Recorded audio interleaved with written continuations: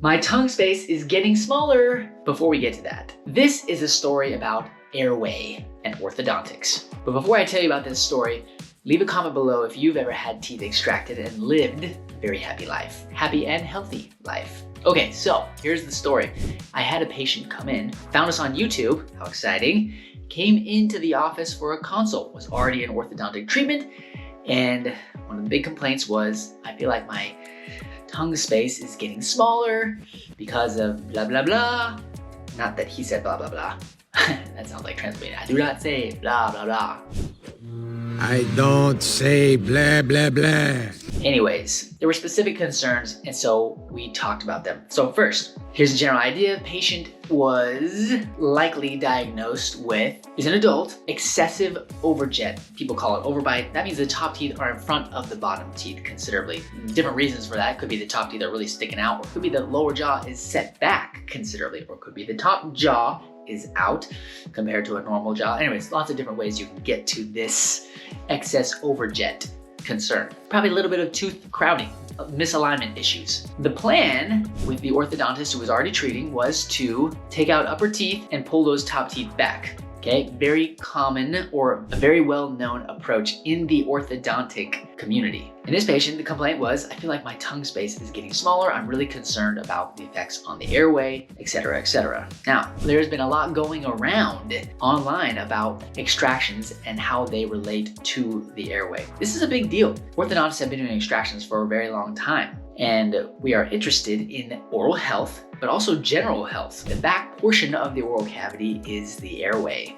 So in theory, your jawbones and your teeth, your tongue, like all these different things can influence each other. You decided to review the OSA and Orthodontics white paper produced by the American Association of Orthodontics. A group of dental and medical sleep experts were called in to review all the available research that's out there in regards to sleep apnea, extractions, orthodontics, all sorts of things. And this is what they came up with. First, there are different reasons why people have airway, like obstructive sleep apnea type issues. The number one factor that they suggested was not necessarily the size of the airway as much as it was the collapsibility of the airway, which is related to neuromuscular tone, nerves, muscles, and of course, the actual anatomy of the airway can influence those things. But those different things, the airway can collapse as a result of, like I said, the neuromuscular tone, hormones, obesity, genetic predisposition, and craniofacial anatomy that has been associated with potential obstructive sleep apnea circumstances would be like a lower jaw that is set back. That's one of the big ones. Be very careful, okay? If you are talking to somebody, like a dentist or other professional,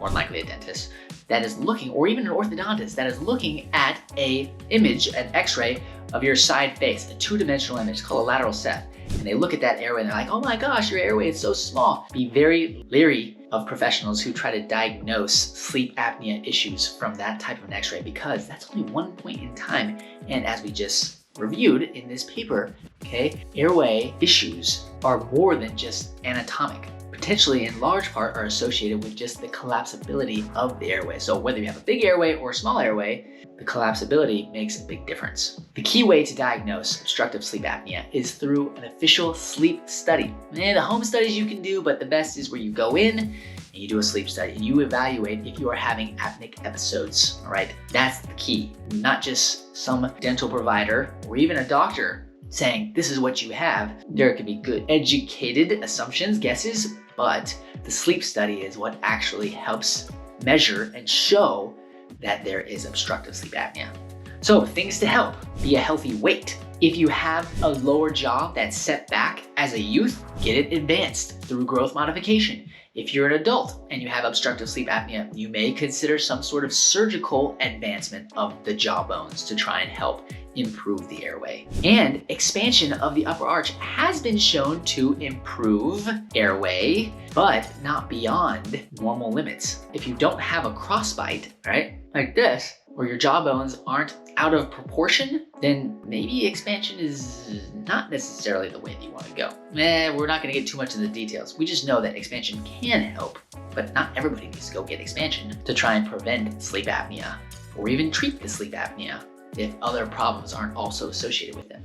Okay, so the big question from this guy, my tongue space feels like it's smaller. Finally, we reviewed, okay? Headgear versus extraction. This idea out there that when you apply force to your upper jawbone that goes back or pulls the top teeth back, that this can have adverse side effects on your airway. Well, this is again what the paper came out with. When you use a headgear, there may be still plenty of orthodontists that use a headgear. The idea is you're trying to restrict your upper jawbone growth so that your lower jawbone, which is if it's set back, has a chance to try and catch up. Now, in these studies where they evaluate the effects of the headgear on the actual jawbone, the maxilla, right? The changes as far as it going back are so minimal that they're unlikely to have any actual effects on airway dimension, right? The anatomy of the airway, and that's not even have to do with the collapsibility of the airway. And in some studies, you actually see after a headgear effect that the airways didn't change at all or got bigger.